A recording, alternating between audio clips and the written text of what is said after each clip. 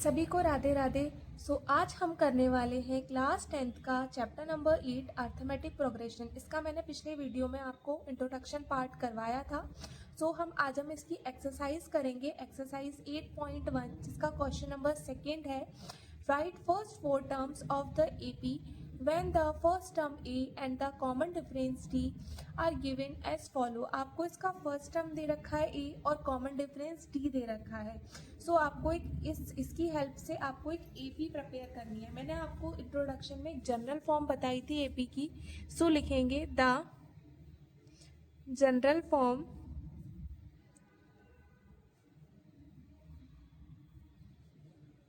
Of an AP is A plus D, A plus 2D, A plus 3D। आपको कितने term बताने हैं? इसमें आपको 4 टर्म बताने हैं। तो 1 2 3 एंड 4, ये हमारे पास 4 टर्म हो गए। आइए इसमें वैल्यू पुट करते हैं। ए की भी वैल्यू दे रखी है और डी की भी वैल्यू दे रखी है। ए की वैल्यू 10 है, ए की वैल्यू 10 प्लस डी भी 10 है आपका, कॉमा ए 10 प्लस 2 इंटू डी कितना है 10, कॉमा ए कितना है 10 प्लस 3 इंटू में डी भी कितना है 10। 10 और 10 कितना हो जाएगा 20, 10 प्लस 10 2 जा 20, कॉमा 10 प्लस 10 3 जा 30। हमारी एपी हो जाएगी 10 20 30 और एंड 40। अब उसने आपसे कहा था कि आपको 4 टर्म बताने हैं एपी के। तो ये फर्स्ट टर्म, ये सेकेंड टर्म, ये थर्ड टर्म और ये fourth term. This is the answer.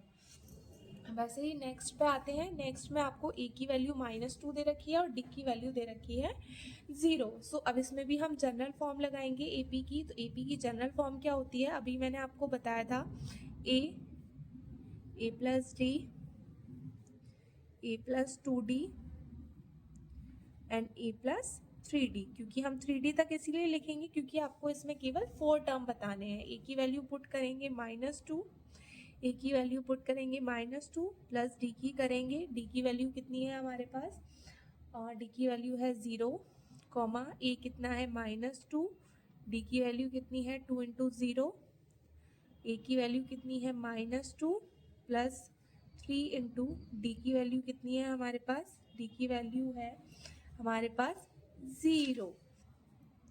Okay guys, हमारी अब ये हो जाएगा -2, ये भी -2। जब हम किसी नंबर में 0 ऐड करते हैं तो वो नंबर ही आ जाता है, कॉमा यहाँ भी -2, क्योंकि जब हम 0 का मल्टीप्लाई 2 में करेंगे तो 0 होगा, और 0 को जब हम किसी नंबर के साथ ऐड करते हैं तो हमेशा वो नंबर ही आता है, और ये भी लास्ट में -2। तो हमारी एपी कितनी आ गई?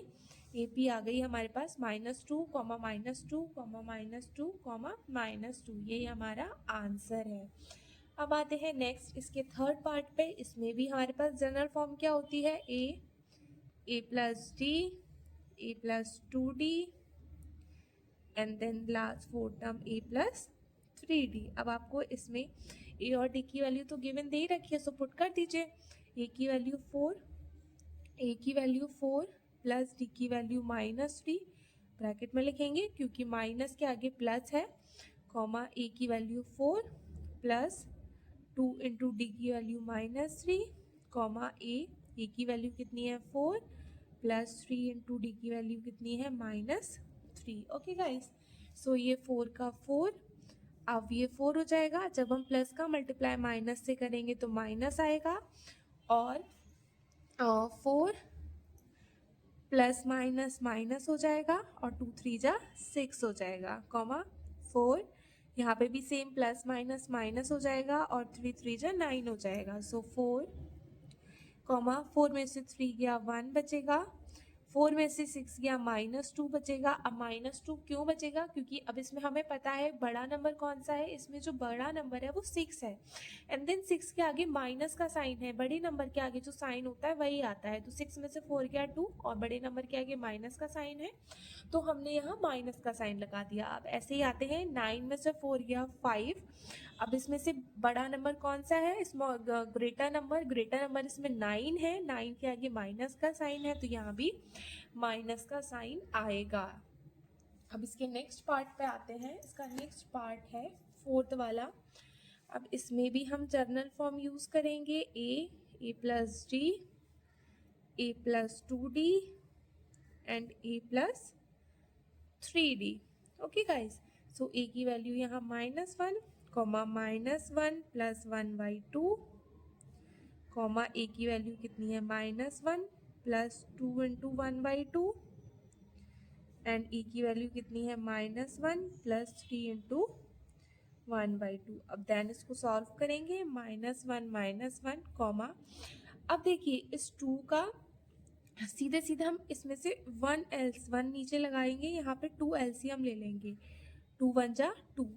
आप क्रॉस मल्टीप्लिकेशन कर देंगे, 2 का मल्टीप्लाई -1 से करेंगे तो -2 प्लस 1 का मल्टीप्लाई 1 से करेंगे तो 1 कॉमा, देखो यहाँ पे 2 से 2 कट गया, तो यहाँ पे क्या बच गया -1 और +1। ऐसे ही -1, इसके नीचे कोई नंबर नहीं है तो 1 लगाएंगे अपॉन में 2 1 जा 2 LCM, क्रॉस मल्टीप्लाई करेंगे, 2 का इससे करेंगे तो -2 और 1 का 3 से करेंगे तो प्लस का 3 हो जाएगा। सो -1 कॉमा, अब 2 में से 1 गया, 1 बचेगा, और कौन सा नंबर बड़ा है, 2 बड़ा है, तो इसके आगे माइनस का साइन है तो माइनस का साइन आ जाएगा, -1/2 कॉमा। अब देखो अगर दोनों नंबर सेम है और साइन डिफरेंट है तो वो नंबर आपस में कट जाते हैं और 0 आ जाता है।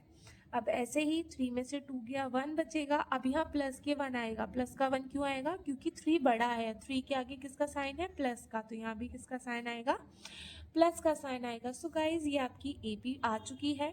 अब ये लास्ट क्वेश्चन बचा है, इसे आप खुद से ट्राई करेंगे। सो ये था आज का हमारा सेकंड क्वेश्चन। अब इसके बाद थर्ड क्वेश्चन हम नेक्स्ट डे करेंगे। So thank you.